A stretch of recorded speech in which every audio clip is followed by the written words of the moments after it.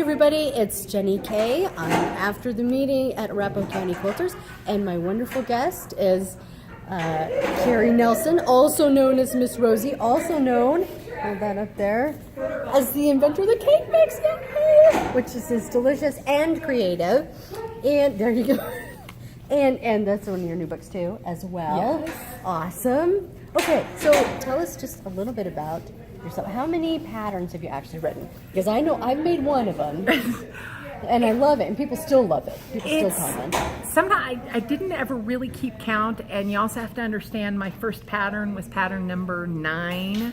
I didn't start with number 1. I know, long story, it was Wayne and Gordy. It had to be number 9 because it was after Wayne Gretzky and Gordie Howe. So it had to be 9. And I never did a number 10. And the next one was number 11 because Mark Messier was my favorite hockey player. So yeah, it's probably of actual patterns published.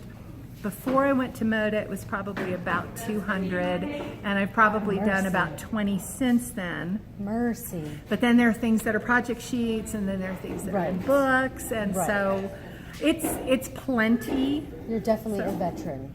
Yeah, You could learn so much from the book. I really enjoyed working through the pattern. I did True Blue, and I really enjoyed it. It has a piano keyboarder, and at one point in there you say when you're cutting the piano keyboard, don't worry about how many there are, you'll have plenty for later. And I was making it for a shop sample, and I was freaked out because I thought I wasn't going to have enough, but I did. So yeah. All right, so now for Moda, you do these cake mixes.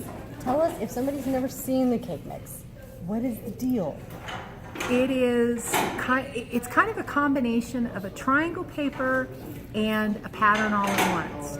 Okay. In that you don't need a specific pattern that tells you cut things this size, cut things this, you need this many fat quarters. All you need is a layer cake, and you're going to put it with background, either a background layer cake, Bella Solids, grunge, or you're going to cut your own 10-inch squares. That is on here. And you're going to stitch on the lines, and what it's going to give you is all the parts you need to make the blocks that are on the cover. To make the particular one. There you go. And every one has at least 4 different blocks on there that you can make. And so it's kind of, it's like a pattern in one, but the triangle paper, because you're making all your parts. Because it's all right there. It's all right there. I liked what you said in the presentation about mindless sewing. Not that quilting is mindless, but you need those things that are not precision. You need okay, I can just sit down and do this, and it'll be gorgeous. The nice part is you will get precise with these the precision pieces, but it's something where, there are times you want to sew, you want to make something, but you don't want to have to think about it. Do I have to cut this? What size is that? This, you layer your squares, you pin your paper on the top, you stitch it through. And I also liked that, I know when I've made samples, I will stitch a whole bunch up, and then, okay, that gets monotonous. So then I cut them up, I press, I might make some blocks, I'll go cut some more. Depending on what I'm doing, you can kind of go through it in a nice chunks. Now, if this is a baby quilt, the baby's going to be born, we need to be finished. Then you go ahead and you stitch them all, you cut them all, you press them, and now you're ready to start sewing. And the crazy part is, there are some of these that have made, it will take me, maybe an hour and a half to stitch up, say, 20 grids. I call them grids. And then it might take me 2 or 3 hours to cut them up, and then another hour or 2 to press them, tear the papers, trim my little corners, and then I make 20 blocks in the space of 45 minutes because all my parts are done and ready, and there you go.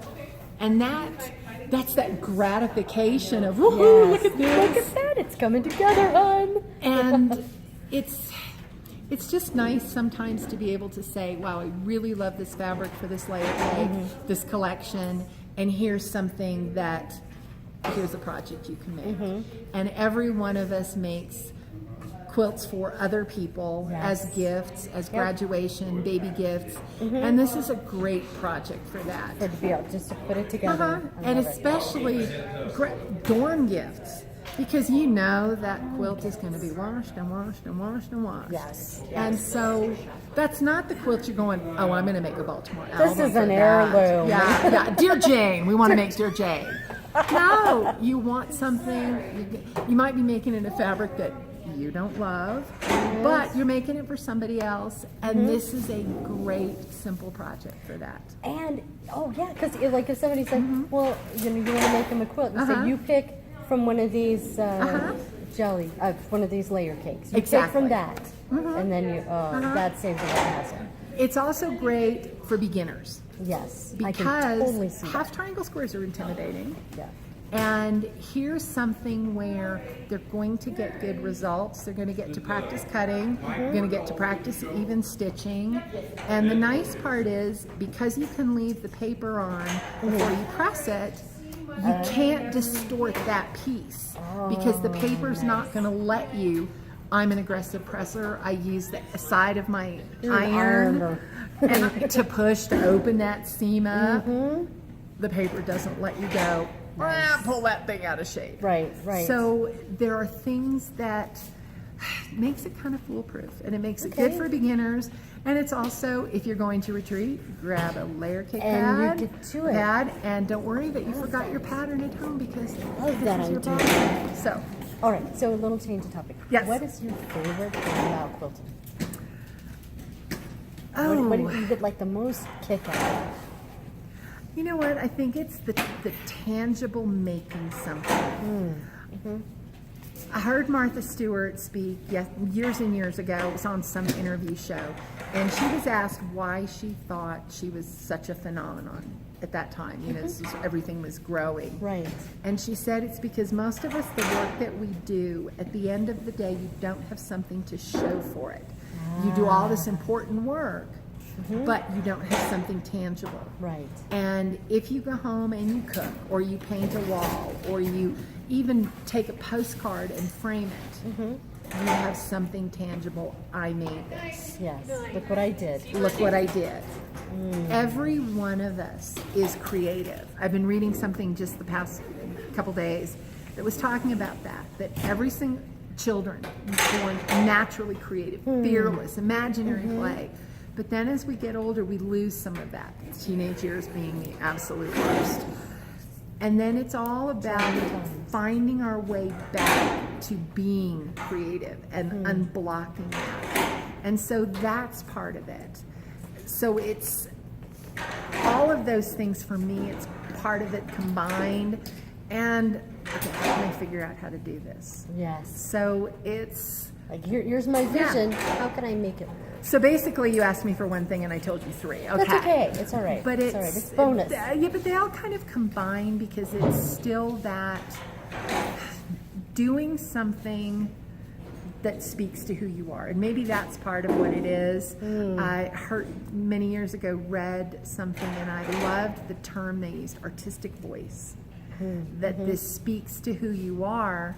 And I know I can look at quilts and the things I do and go, yep, I can tell that's part of my personality. Can't follow a pattern, likes to change things. That block's going, okay. Well, and even to the point of, I know that's supposed to be a plain square and I pieced it. So, my quilt, I am the queen of my quilt. Oh, I love that. Yes. And those are things that for all of us, from liking a single background to liking it very scrappy, to liking very bold color, to liking things that are a little bit more serene. Those are all reflective of our personalities, what our voice is, who we are. And so I think that's also part of the joy of it, of just making something that speaks to who you are. Wonderful. And then getting to share it with friends. And sharing. Yes, Yes. I love the sharing.